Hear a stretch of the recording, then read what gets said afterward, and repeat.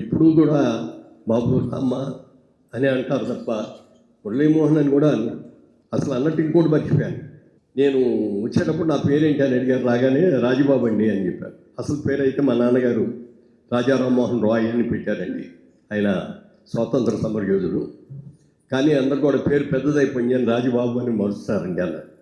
అదేనండి, మరి మన సినిమాలో ఇంకో రాజుబాబు గారు కూడా ఉన్నారు కదా, కబడ్డీని పెద్ద రాజుబాబు గారు. మీరు కొత్తగా వచ్చి హీరో రాజుబాబు అని మిమ్మల్ని కబడ్డీల రాజుబాబు అని వాళ్ళని అంత బాగుండదు కదా, పేరు మార్చుకుంటాయి, మీకు ఏమైనా అభ్యంతరమా అన్నారు. సార్ ఏం అభ్యంతరం లేదు సార్, మీ ఇష్టం సార్ అని. మీ నాన్నగారి పేరు పెట్టింది ఏమిటి అన్నావు? మొట్టమొదటి పేరు అంటే రాజా రామ్మోహన్ రాయ్ అండి అని. మోహన్ అని పెడదాం అయితే అన్నారు.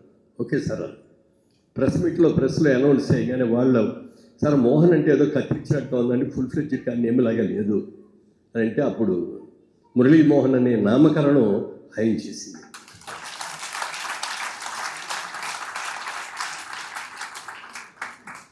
ఇవాళ మురళీమోహన్ అనే సామాన్యమైన వ్యక్తి సినిమా యాక్టర్గా మారటానికి కానీ, గత 52 సంవత్సరాలుగా సినిమాల్లో నటిస్తూ ఉండటం కానీ, ఈ రోజున భారత ప్రభుత్వం నుంచి పద్మశ్రీ అవార్డు అందుకోబోతున్నందుకు కానీ, వీటన్నిటికీ ఎవరు అంటే the only one and only gentleman, my god father Shri Atluri Purnachandrarao.